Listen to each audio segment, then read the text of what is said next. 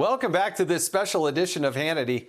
The Department of Justice is taking heat this week after Attorney General Merrick Garland directed the FBI to prepare strategies for addressing unruly parents at school board meetings. The Republican members of the Senate Judiciary Committee did not like the sound of that, so they sent a letter to Garland asking that he reassure us Americans that our own Department of Justice won't be infringing on our First Amendment rights to free speech. And Biden's problems go far beyond just parents who are upset with critical race theory. Black leaders are starting to lose patience with Joe, pointing out that he's saddled Vice President Kamala Harris with solving all of the administration's worst problems.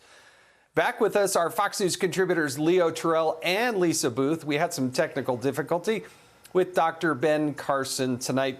Thanks for bringing us back, for joining us again. Leo, I want to start with you because to get the Department of Justice involved and engaged with school board meetings, how do they justify this? You can't. And as a lawyer, as a civil rights lawyer, you cannot. This is pure intimidation, Jason. Look, let's be clear. Critical race theory is racist. And parents at the local level have a First Amendment right to address their local school boards. These are local issues. And what I find insulting is we're ignoring the fact that critical race theory is trying to teach our kids to be little racist individuals. And these parents are fighting back. They have a direct right, a say-so in the curriculum and what their kids are being taught at school. This is all part of a federalized game in conjunction with the National Teachers Union to basically indoctrinate our kids on how to hate each other. I find it offensive, not only as a civil rights attorney, not only as a lawyer, but as a former school teacher. It is outrageous.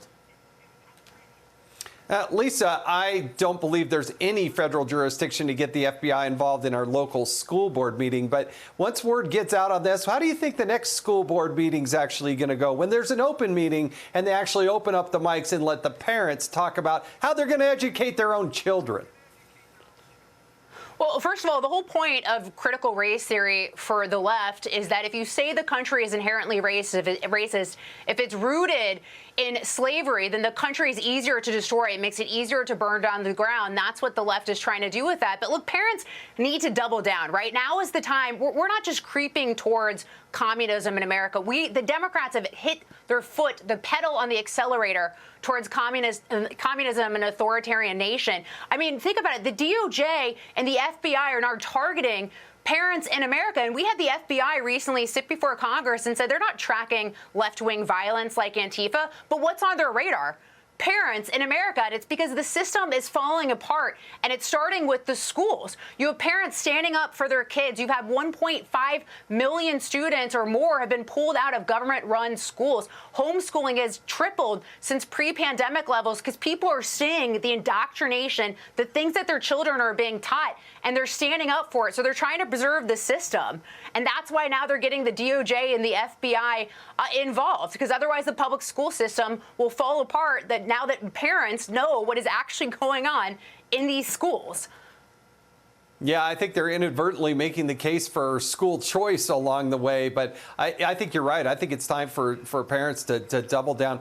Leo, I got to get your very quick take, though. There's been some criticism out there of what Joe Biden is giving Kamala Harris to work on. There's some black leaders out there thinking that he's giving her all the real difficult things, that are really hard, like immigration and voter suppression and all those types of things. And they're complaining instead of giving her the softballs that she supposedly wants.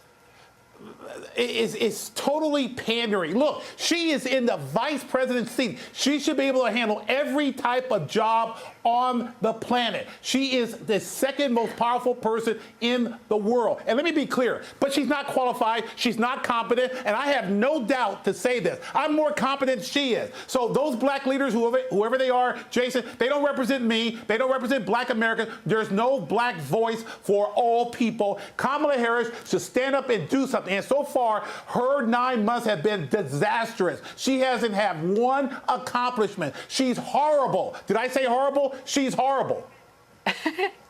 Yeah, no, I think this is the problem with Biden and Harris. 9 months in, they have no successes to point to, and they're poor communicators. So thank you again for joining us on this second block as well. All right, more of this special edition of Hannity right after the break. Stay with us.